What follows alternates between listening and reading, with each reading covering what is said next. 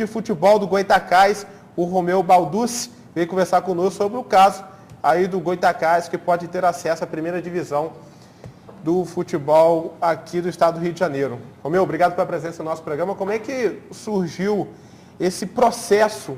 Quem que ficou de olho nos dados de Quissamã, junto à federação? Como é que teve esse start aí do Goytacás? Bom dia. Bom dia, Vitor. Bom dia, Granger. Agradeço o convite.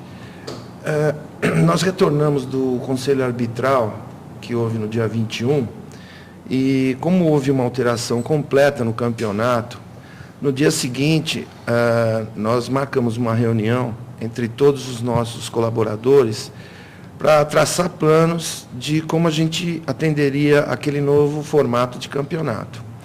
Então, nós juntamos o nosso assessor de imprensa, Gustavo Rangel, o nosso presidente, Gilmar Garcia, o Márcio Danilo, o Júnior Brasil, todo o nosso staff se reuniu e a gente começou a traçar planos para o próprio sorteio que vai acontecer no dia 7 de dezembro e planos para a formatação do elenco, etc. e tal, e mudança de toda a nossa programação, porque é um campeonato que vai começar no dia 2 de abril ou março, se não me engano, né?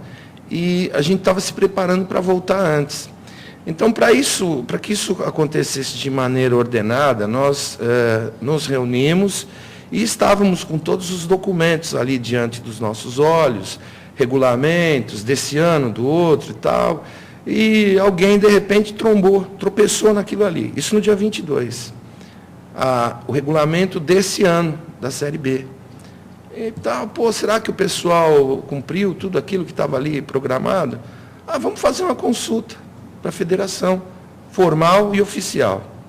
Assim foi feito, rapidamente. Entra no site federativo, manda a consulta e ficamos esperando a resposta. E, para nossa surpresa, na segunda-feira de manhã, essa resposta chegou, informando que um dos times que ascenderam a primeira divisão, a Série A, no caso, né, não tinha atendido aquela burocracia. Quer dizer, a federação deu essa resposta? Claro. Eu tenho isso. Como algo oficial, que já logo, que é o que está todo mundo no burburinho, né? Não tem burburinho, não. Eu tenho um documento oficial. Esse documento chegou para nós, assinado pela Federação de Futebol do Estado do Rio de Janeiro. E, de posse desse documento, não restou para nós outro caminho que não formalizar essa situação para saber, na justiça, o que de verdade existe em torno disso. Então, nós acionamos um advogado na cidade do Rio de Janeiro, porque o nosso departamento jurídico já estava assoberbado com um outro julgamento que iria acontecer no dia 27, referente aos fatos que ocorreram no nosso campo, por ocasião do jogo da Copa Rio, diante da equipe do Audax. Então, o doutor, no caso, o doutor Arthur, né, ele estava já envolvido com esse processo, ele não teria como se desmembrar as atenções dele para se dedicar inteiramente a esse processo que a gente achava que poderia frutificar. Então, nós conseguimos um advogado, uma banca de advocacia no Rio de Janeiro, mostramos o que a gente tinha, porque a gente foi para o julgamento, o presidente Gilmar Garcia estava sendo citado como incitador de violência e ódio, o clube estava em curso em vários artigos ali do CBDJ, e a gente não podia deixar aquilo passar batido. Então, nós fomos para o Rio de Janeiro para levar o depoimento nosso e mais as provas substanciais que a gente conseguiu coletar para tentar derrubar aquela punição que viria, sim, entre aspas, né, que era dado como certo uma punição pesada para o clube. Então, nós aproveitamos essa viagem, nós saímos de campo cedo e já passamos num escritório de advocacia, numa banca do Rio de Janeiro, que eu me permito não citar o nome, mesmo porque eu também não lembro o nome do advogado que abraçou a causa, né? ele deposita aqueles documentos, ele achou que é uma causa digna, formulou uma petição, escolheu um remédio jurídico, que foi o mandado de garantia, e a gente pagou a taxa e ingressamos em juízo. E ontem, logo nas primeiras horas, né, nós já obtivemos, então, a liminar, que foi pedida no mandado de garantia.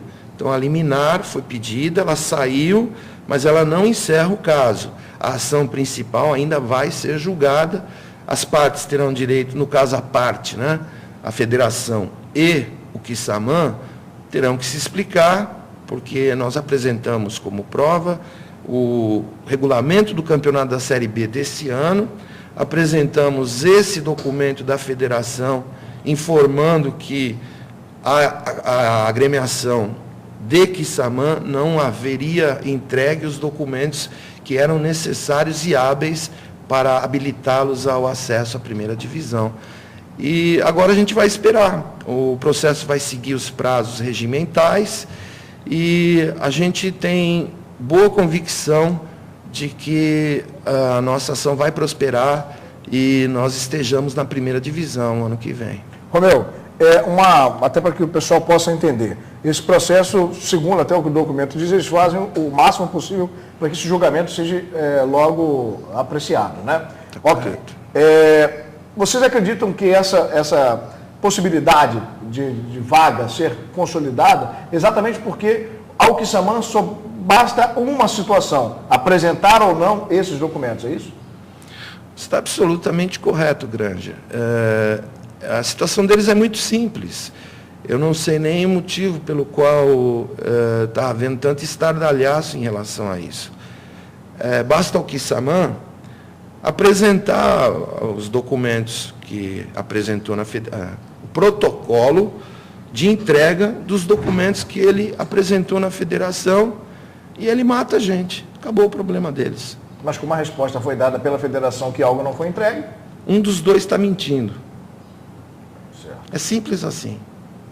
Eu acho que a federação, pela responsabilidade que tem de detentora de ser a Casa do Futebol do Estado do Rio de Janeiro, e pelo tempo que ela levou para realizar essa pesquisa, para nos informar, eu acredito que eles não iriam ser tão levianos a ponto de informar uma coisa que não seja verídica.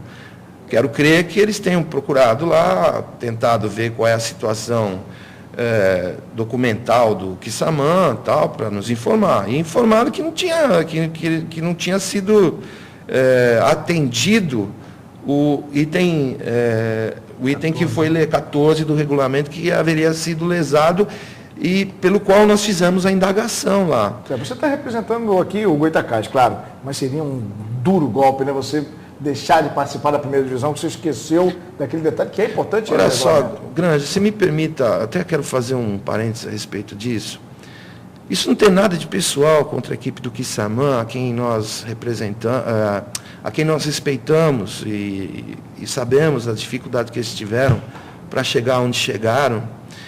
Mas eu me recordo, apesar de não ser da cidade, eu me recordo de queixas prolongadas dos torcedores do clube, que o Goitacás é um clube que tem uma peculiaridade de ser um clube muito aberto e tal, então a todo instante você está encontrando torcedores, falando com pessoas, e a gente sempre é questionado a respeito de uma seletiva que aconteceu no ano de 2005, onde por uma filigrana jurídica, o próprio Goitacás foi alijado de estar na primeira divisão, porque alguém encontrou um item no Código de Defesa do Estatuto do Torcedor, e não sei o quê.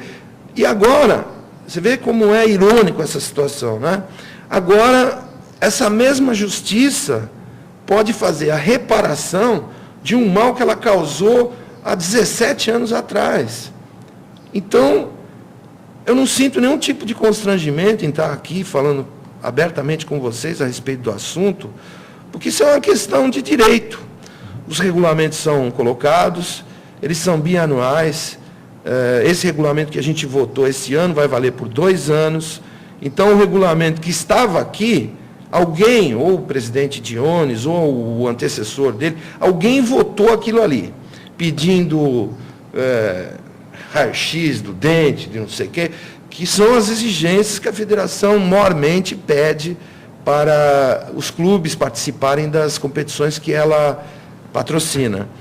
E se aquilo não foi atendido, o Goitacás certamente é que não tem culpa disso daí.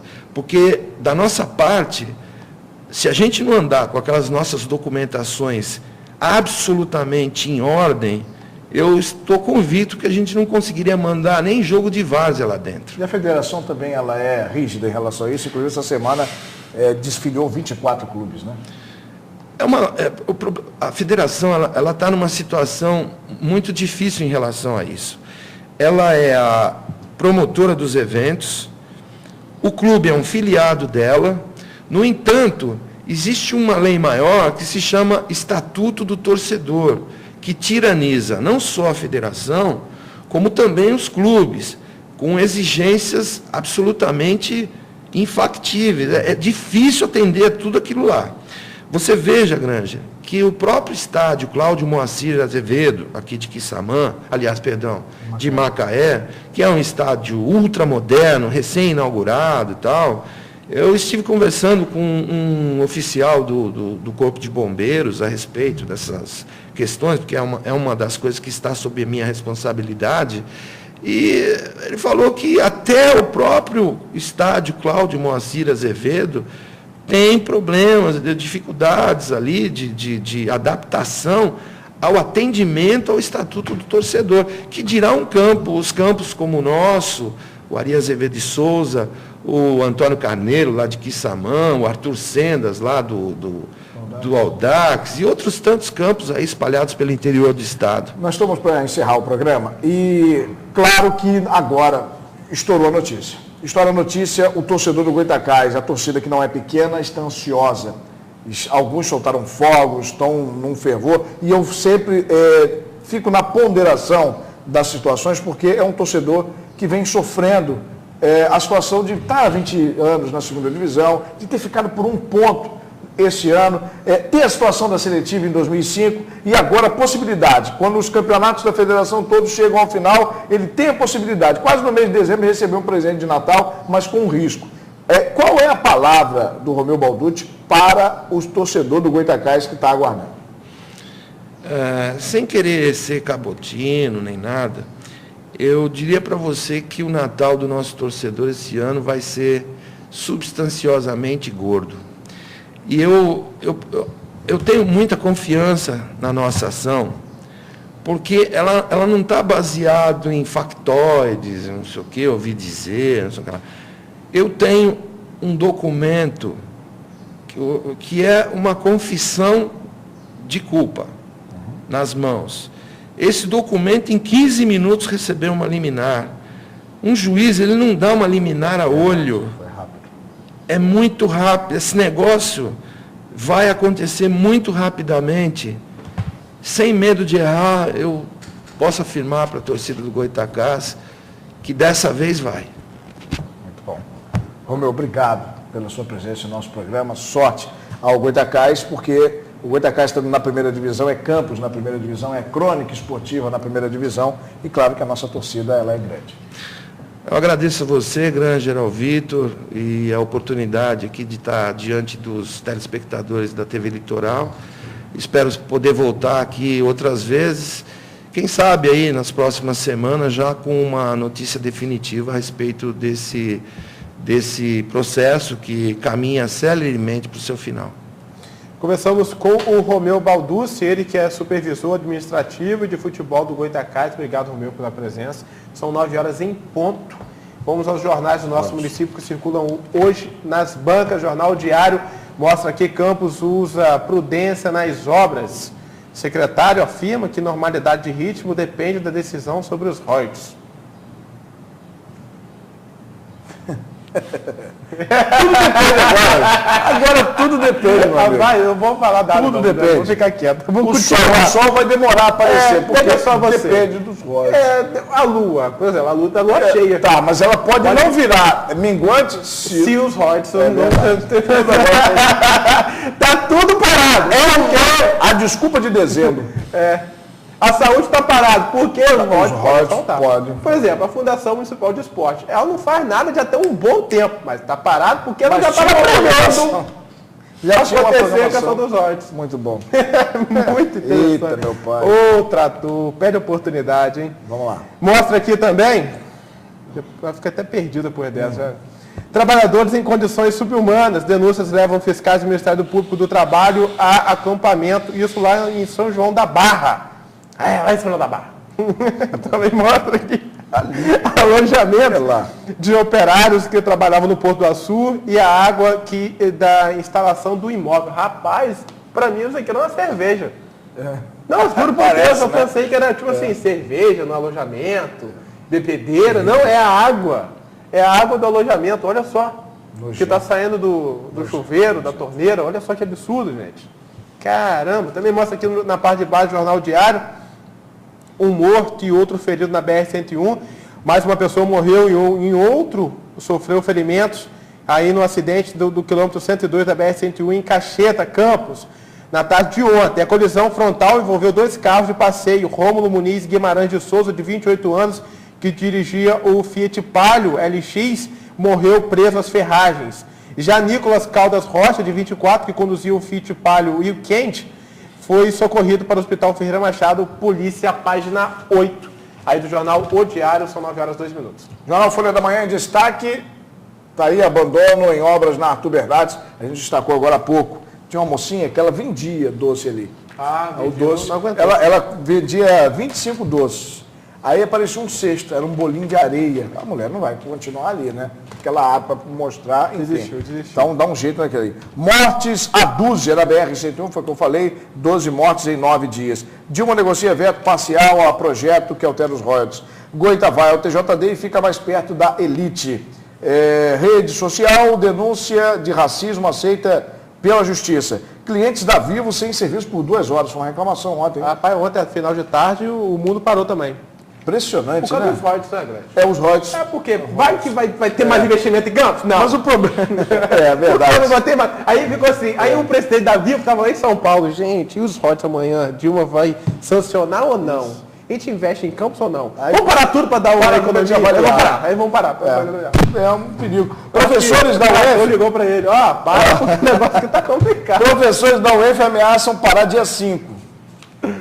Aí são os assuntos e os livreiros que se queixam do movimento. Mas também pode ser por isso. A leitura desacelerou porque... Está vendendo menos livro. Está vendendo menos livro, mas não é uma condição, porque o mundo vai acabar dia 22. Dia 21, é no nosso programa que o mundo acaba, é atração. Rapaz? Aí vamos gastar dinheiro para quê se o mundo vai acabar? É verdade. Talvez o mundo vai acabar por causa disso. Porque em 2013 nenhum estado desse vai receber dinheiro. Também. Não vai ter mais. Então fica nessa situação. Calma, papai. Agora deixa eu fazer uma pergunta. Amanhã você não vai ver um programa porque também com o Roger Petróleo também? Amanhã eu vou pro Rio. Amanhã eu vou protestar. Amanhã eu vou pro Rio. Então tá bom. Protestar, gente. Então amanhã eu não vou vir no programa, mas eu tenho certeza que você vai ter um homem competente, simpático e carismático, que é o Grande Ferreira.